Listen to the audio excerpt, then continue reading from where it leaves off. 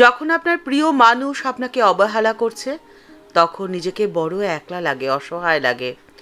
আস্তে আস্তে হতাশা ঘিরে ধরে মনের মধ্যে। কিন্তু হতাশা নয়, বিশ্বাস করুন, আপনার আনন্দে থাকা উচিত, আনন্দিত হওয়া উচিত। কিন্তু কেন? সে কথাই রইল আজকের পর্বে। আর সেই কথাটি জানার জন্যে সম্পূর্ণ ভিডিওটি যে আপনাকে দেখতে হবে। নমস্কার বন্ধুরা, প্রেরণা বাংলা মোটিভেশন চ্যানেলের আজকের পর্বে সবাইকে আমন্ত্রণ। আশা করি সকলে ভালো আছেন, সুস্থ আছেন।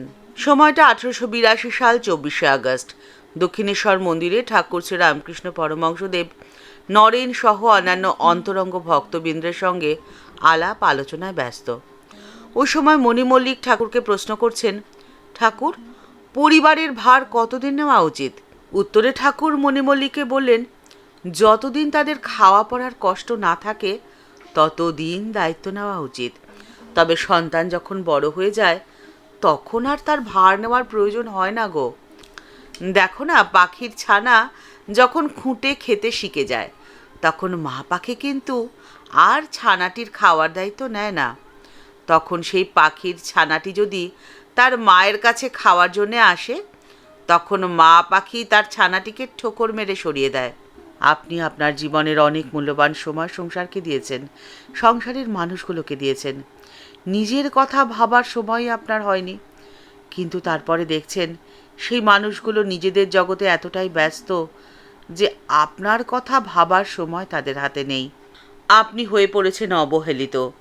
হতাশা আপনাকে ধীরে ধীরে গ্রাস করে ফেলছে। আপনি অসম্মানিত বোধ করছেন, কিন্তু আপনি ভুল করছেন। আপনি জানবেন, আপনি যত বেশি একলা হচ্ছেন আপনার সফলতার দরজা খুলছে তত তাড়াতাড়ি।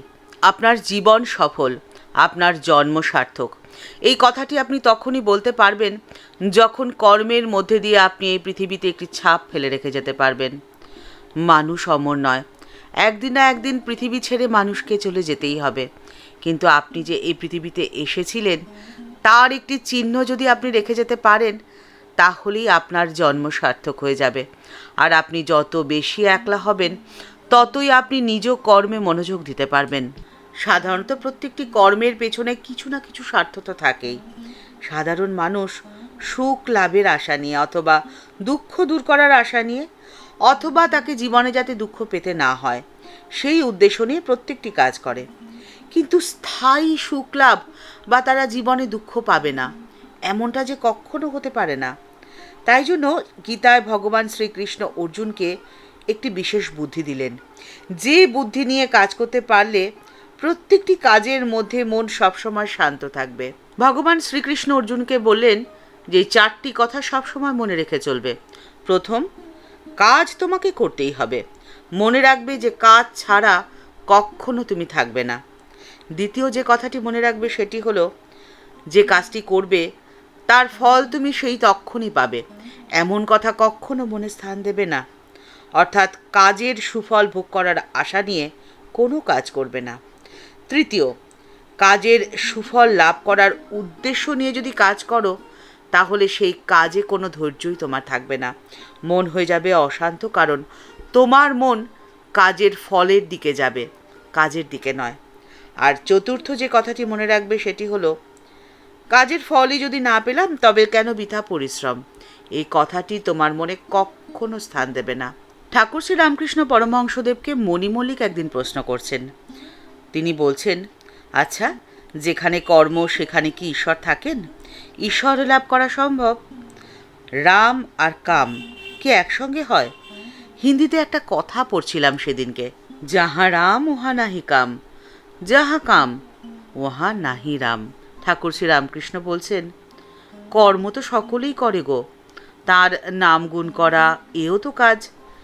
সোহংবাদীদের আমি সেই, এই চিন্তাও তো কর্ম। নিঃশ্বাস ফেলা এটাও কর্ম। কর্ম ত্যাগ করার তো জো নেই, তাই কর্ম করবে, কিন্তু ফল ঈশ্বরে সমর্পণ করবে। আপনি দিনের পর দিন কাজ করে যাচ্ছেন কিন্তু ফল পাচ্ছেন না, কিন্তু তবুও কাজ করছেন। এরকম ধৈর্য রাখা এত সহজ কাজ নয়। কিভাবে ধৈর্য রেখে এহেন কাজ আপনি করতে পারবেন সেই পথের সন্ধানও রয়েছে ঠাকুরের বাণীতে। আপনাকে সদা সর্বদাই একটি কথা মনে রাখতে হবে, যে আমি মন নই, বুদ্ধি নই, চিত্ত নই, ইন্দ্রিয় বা পঞ্চভূত কিছুই তো আমি নই। কাজেই নেতি নেতি, এটা নই সেটা নই করে একটি স্বচ্ছ ধারণা আপনার মনের মধ্যে উপনীত হবে। আর তখনই আপনার মনে হবে যে আপনি সচ্চিদানন্দ স্বরূপ, আপনি পরম ব্রহ্মের অংশ মাত্র। সুতরাং আপনার প্রত্যেকটি কাজ ঈশ্বরের কাজ, আপনার প্রত্যেকটি সেবা ঈশ্বরের সেবা। আর এই ভাব যখন আপনার মনের মধ্যে আসবে, তখন আপনার কোনো দিনও কোনোভাবে নিজেকে একলা বলে মনেই হবে না।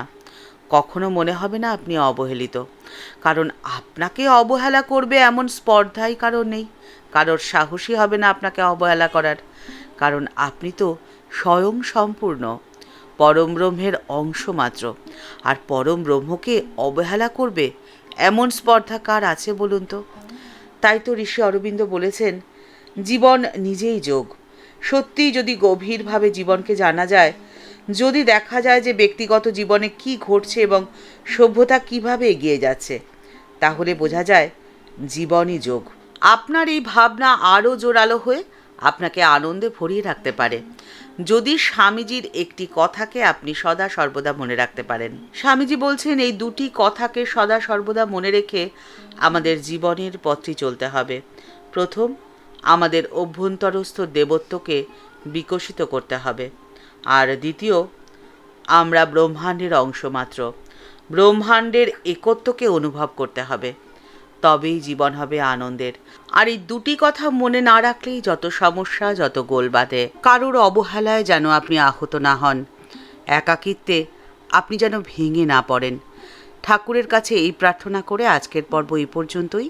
দেখা হচ্ছে পরের পর্বে। আজকের পর্বের উপস্থাপনা যদি আপনাদের ভালো লেগে থাকে, তাহলে লাইক বাটনটি প্রেস করে দেওয়ার অনুরোধ রইল। আর আপনাদের মতামত কমেন্টস বক্সের মধ্যে জানাতে ভুলবেন না। আমাদের এই ছোট চ্যানেলকে ভালোবেসে যারা আপন করে নিয়েছেন, তাদের জানাই ভালোবাসা, শ্রদ্ধা ও প্রণাম। যারা এখনও এই চ্যানেলটি সাবস্ক্রাইব করেনি, তাদের কাছে বিনীত অনুরোধ রইল এই চ্যানেলটি সাবস্ক্রাইব করে বেল বাটনটা ক্লিক করে দিয়ে অল বাটনটিতে ক্লিক করে দেওয়ার জন্যে। তাহলে এই চ্যানেলে ভিডিও আপলোড হওয়ার সাথে সাথেই আপনার কাছে নোটিফিকেশান চলে যাবে। এই ভিডিওর নিচে একটি থ্যাঙ্কস বাটন রয়েছে, সেই বাটনটিতে আপনার যেমন ইচ্ছে, যেভাবে ইচ্ছে ক্লিক করে আমাদের এই চ্যানেলটিকে এগিয়ে যেতে আপনি আমাদের পাশে থাকতে পারেন। সবাই ভালো থাকবেন, সুস্থ থাকবেন। দেখা হচ্ছে পরের পর্বে। নমস্কার।